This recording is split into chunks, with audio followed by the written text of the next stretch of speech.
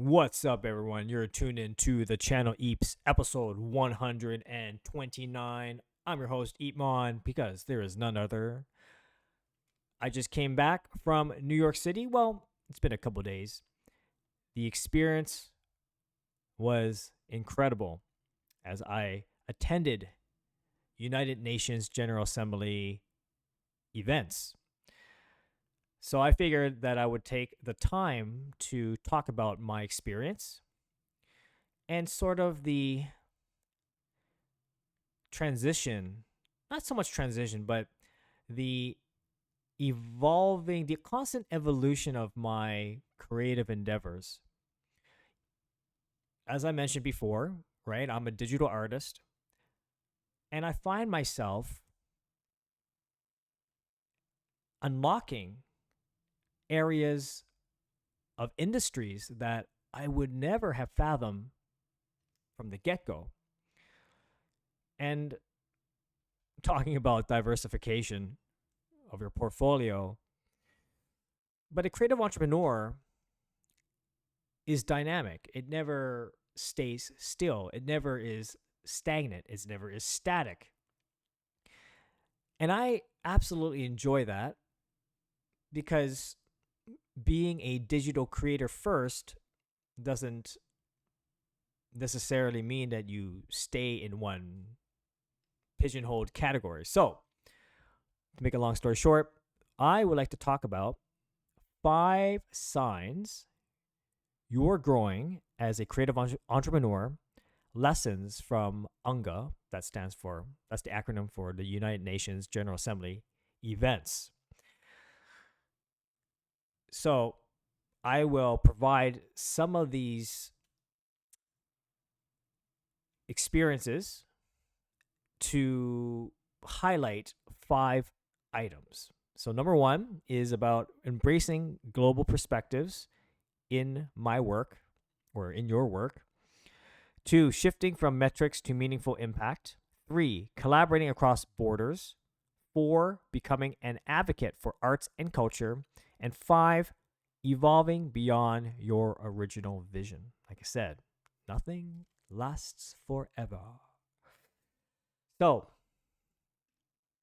I feel that I am growing. And that's a good thing.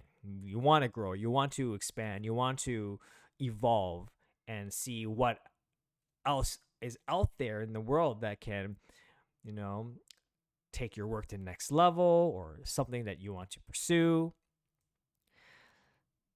So for number 1, embracing global perspectives in your or my work, I will draw from my experience at UNGA, where culture was declared a cornerstone for building a better world. And I will discuss how attending international events broadens my worldview and helping infuse cultural diplomacy and global influence into my creative projects. As I mentioned in my previous episode, I find myself involving myself more and more in matters that influences society, raises questions about world events, even geopolitical events. From the get-go, I have always been fascinated about current events that evolves world affairs. Perhaps it could be a myriad of things or plethora of things as to why that is. Maybe one, perhaps, I don't have the answer for it, but perhaps because coming from, my parents were immigrated from Hong Kong to Canada, and my brother and I were born and raised in Ottawa. We have this east and west connection. So, of course, naturally for me, I am curious about my heritage, it being from Hong Kong, and my relatives are still there. So I do from time to time travel to Asia. Actually, next month, actually in a couple of days, I'm going to be in Japan. But I may make a trip to Hong Kong. But I do go back and say hi to them. So like that cultural influences or the global perspective has always been something instilled in me. But as humanity or a human species, I find it fascinating how, you know, different realms of this planet, different cultures, different perspectives, different personalities, different viewpoints. And coming from Unga, at least I had a taste. Okay, I'm not like saying that I was like heavily involved with their events. I was a participant. I was an attendee. Specifically, I went to one of the events I went to was hosted by UNESCO, Meta, and Hugging Face, and the discussion is so uh, relevant to of course current affairs, which is like artificial intelligence. A lot of things we're talking, a lot of issues were discussed surrounding artificial intelligence. Intelligence. In this particular one, it was about how to democratize and and democratize artificial intelligence accessible to many to everyone, the accessibility, how can we leverage this technology to be accessible for society to build a better world. um and one of the things that the prototyped and showed a real use case of a real practical example, sorry, I would say that, is using artificial intelligence to provide a almost like a universal translator. I believe they've able to have this almost instantaneous translation in voice, not just text, but in voice, natural language, uh, over 1,000, I think over 1,000 languages, if I'm not mistaken. But this is very important because there are, of course, minority groups where their language is fading or becoming extinct, and artificial intelligence has has the capability um, to be a full-fledged language translator, so that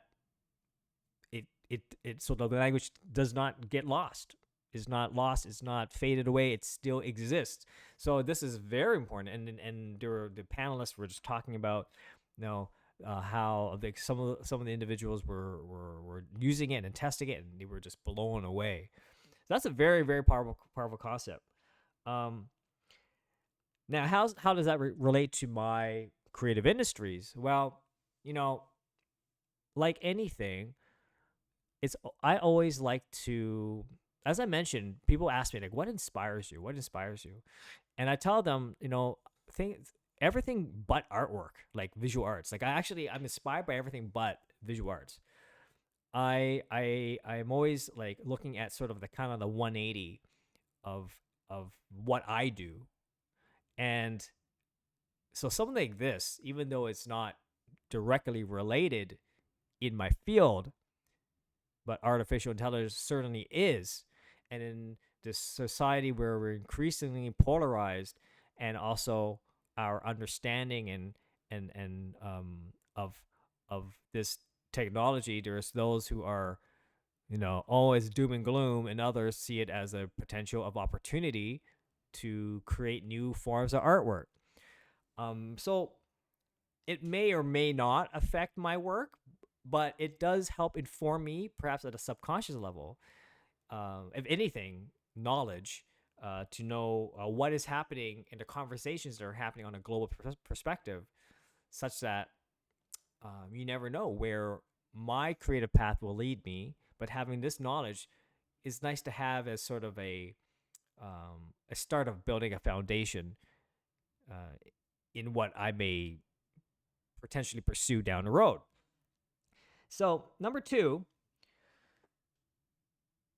and also I want to go back. I'm a generative artist too. So for me, I'm on the side of like, look, whether you're doing art in code or you're using prompts to generate art using artificial intelligence, it's a tool. It's a tool. It's. I don't think that the technology is new, but I believe that the methodology or the underlying concept of art making has not changed. I see it as more empowering for artists to leverage more accessible tools to further your creative endeavors. Maybe I'm biased towards technology, but I think this is a good thing. Number two, shifting from metrics to meaningful impact. So, as I mentioned, you know,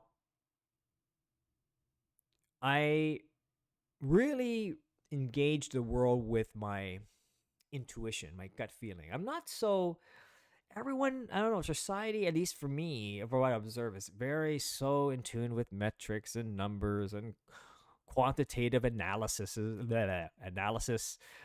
I was just saying analysis. And I feel that that is just one, I would say, just half the battle of really solving underlying issues. I'm just speaking my mind right now. My narrative could change later on. I don't know, but this is how I, again, based on this title, 5 signs you're growing as a creative entrepreneur. These are the growing. I don't know if you want to call it growing pains, but these are the. As I speak, I am reflecting and really thinking about, you know, cultural policy stuff could be something that I may take into consideration in my future endeavors. So metrics to me, I digressed a little bit, but metrics to meaningful impact. Now, there's a saying I heard is that, you know, the news or the media or even the government may talk about numbers. Oh, job numbers are up. That's a great thing. Or inflation, blah, blah, blah, this kind of thing. But at the end of the day, it doesn't, these numbers are just numbers, and it may not necessarily reflect the emotion, the feeling, the underlying condition of what humans are going through. Okay, these numbers are there, but I actually, it's more like how, but that's one side. But then really what you got to ask them, like, how are you feeling? Like, how do you feel? It's not about these numbers, but more like how are you? How are you feeling really? Are you feeling the shits? Like, are you not? Are you feeling depressed? Are things not going your way? But these numbers are great, but really, how do you feel? So the idea of intuition and meaningful impact through cultural and spiritual aspects beyond numbers is very important. So for and being at the band forum, it was an incredible experience being at Whitehorse, Yukon, and I talked to the elders, and they were there, and they were like talking about sort of the more on the spiritual side of things, right? They talked about the universe, everyone all connected by the universe, and they were talking about how you can have your discussion about policy related to this, but at the end of the day, it's like, engage with us, engage with our community. It's beyond just numbers and metrics and geopolitical tensions. It's really about at the end of the day, it's people to people. It's about connectivity. It's about the connectivity of all things, right? Now, what's really interesting is that now if I was to say this to some people, my peers, for example, they think I'm cuckoo. They'll think I'm crazy. No, well, maybe not crazy, but they think like this guy is like on another plane. Just thinking about these things, that how the universe is all connected and the galaxy will continue to rotate, and all the galactic circle and everything, and the universe, right? But me as an artist, I totally get it. And how valuable and important that is. And at the end of the day, our society is structured in very hierarchical, industry, system matrix. But I totally get it that what the elders were talking about. Um, I remember just one individual with the car crash. Her name is Colleen James. I believe she goes by the alias of Mother Wolf. I'm my Mother Wolf, and there's other parts to it.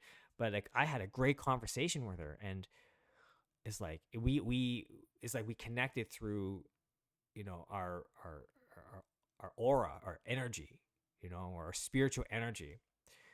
I should email her because like we connected through email, so I think she's amazing.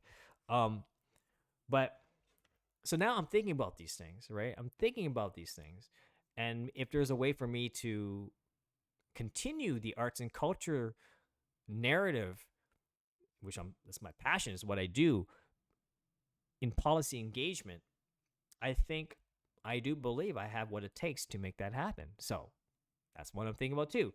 Okay, number 3, collaborating across borders. Well, of course, as I mentioned, collaboration extends more than just collaborating with a brand or collaborating with an artist, for commercial endeavors or just art galleries. Like I am very interested in collaborating beyond what is the usual suspect in my industry. As I mentioned, as a digital first creator, I find myself collaborating in different areas beyond just arts, right? I'm institutions, academia, research, all that kind of stuff.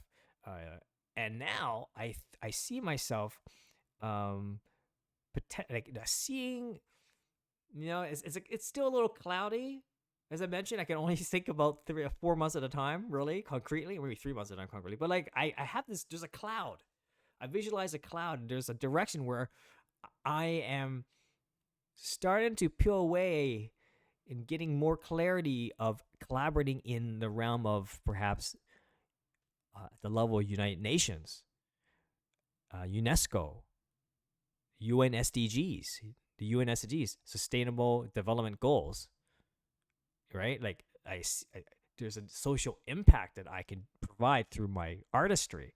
So I'm starting to look in that area. I think, and it's really, and this is actually I did my first UN SDG mural for the Canada Science and Technology Museum back in 2017 in collaboration with Tanya Woods, who's also who attended the Banff Forum this year, and it was a glimpse. It was a very early glimpse into social impact. But now, having been to UNGA and involving myself more in policy related discussions, it's becoming more clear. So I think that you could imagine like like I'm just brainstorming right now, and I'm just speaking my mind, and I'm sharing this to you because this is what I think, one perspective of a creative entrepreneur goes through every day. It's not really an obsession. Maybe it is an obsession, but it's like it's my life. It's my, I live and breathe it. It's my way of being, right? So I'm thinking, well, if I could imagine if I'm collaborating in some capacity with the UN, or UNESCO, and really use art and culture, digital arts and culture, even blockchain technology to really provide an impact, a real use case. Also, STEAM, science, technology, engineering, arts, and mathematics, really put an emphasis on that and actually creating real incredible results through the UN narrative. Like, why not? Let's explore that. I think that's pretty cool. I think that's an area that I need to explore, right? So number five, becoming an advocate for arts and culture. Well, that's a no-brainer for me. I've always been doing that. I've always been an advocate for STEAM. I wouldn't say arts and culture. Arts and culture because I was, of course, I was part of the as a ABJ Arne Bank Johansson Fellow at the Banff Forum. Myself and Miranda, we are part of the arts and culture group to discuss and engage with policy. But I would say I'm of course, I'm an advocate for that, but I'm also an advocate for STEAM, where arts plays a pivotal role at equal footing I would say probably even maybe perhaps even more important than the STEM narrative, because arts is the thing that binds all things, like the universe, the binding of all things. The arts and culture and universe are, there's some similarities, folks. I think. Um, so with what I have and what I've established and what I'm building as an artist and what I've done already, I think that I do believe I have the capabilities to drive positive change. I think I do. So let's explore that. That's one thing. Number 5, evolve beyond your original vision. Now, like, of course, I don't believe that like our visions and our goals as creative entrepreneurs will evolve. It will change. It's a moving target. So of course, the original vision, my original vision is I just want to be an artist and be as free as I can. And I still respect that. I do want to be as free as I can. That being said, the attending in particular, I want to focus on policy endeavors and institution endeavors that I've been through, especially the past 2 years, especially this year actually. That I've started to see the influence of that world and where I can be part of that world with my creativity and my knowledge of digital arts, my technical skill sets, my the use cases that I think I need to share to show the results that yes, like we can make positive social impact to the world through arts and culture. And folks, I do believe that, and right, if you didn't hear this recently, the United Nations actually this week was early, like last. It was early this week. The unanimously declared that arts and culture should play a pivotal role and be a cornerstone for building a better world. Like they announced that, So if they announced that, it's about time they announced that. But I think that this is it. Like this is where I have to come in and really see what I can do and make it happen. So all these things are aligning, and I'm just thinking about these things. And for me, the title, as I mentioned, is 5 Signs You're Growing as a Creative Entrepreneur. This is an example. What I'm telling you today, as for episode 129, is a real use case right now, currently in my trajectory career as a digital artist and a creative entrepreneur, is my sign of how I believe I'm growing. Yeah, I believe that these questions are valid. This area of policy where I think I can involve more and more into is a sign that I believe I'm growing, and I think it's exciting. And I want to share it to you because I hope that whatever it is that you feel that are indicators that you're growing, that this could be an example of perhaps similar signs. So I thought I would share that with you guys. Anyway, there you have it, folks. I'll leave these in the show notes. By the way, if you haven't noticed, I'm wearing my own EEPMON running gear. Check it out. I just got it. Well, it's my Eepverse running gear. Check it out. It says Eepverse XYZ at the bottom. And I have my QR code that goes to Eepverse. I got an Eat Monkey here in the back. I don't know if you can see the back of Eepverse. But isn't this cool? I actually, this pattern is one of my mecha artwork, and I was able to put it into on the front. So I thought that's pretty. I thought I'd maybe show and tell a little bit about that. I'm gonna probably do an official post on my Instagrams and all that. Please like and subscribe, and also follow me on Instagram at EEPMON. But now I have an official running shirt, and I'm gonna be taking this to Japan next week. So it'll be my running one of my running gears. Anywho, I hope you like it, what I have to talk about. And as I mentioned before, please like and subscribe. Um, yeah, like I said, it's a creative, the entrepreneurship. It never ends. It keeps on going. You keep on growing, and I like that because it keeps you on your toes. It keeps you motivated. It keeps you diverse and um, keeping things like dynamic.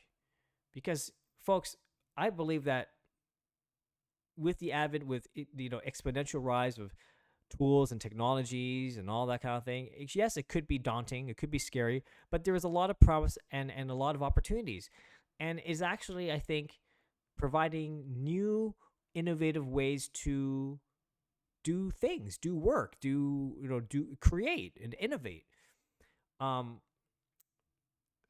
so diversify, be start to get uncomfortable, explore new avenues, try it, and see what works. If it doesn't work, then you know perhaps you could try something else. But like I said, um, like you can't, just because one thing fails doesn't mean you stop completely. If you're compelled to explore all your avenues, keep on going.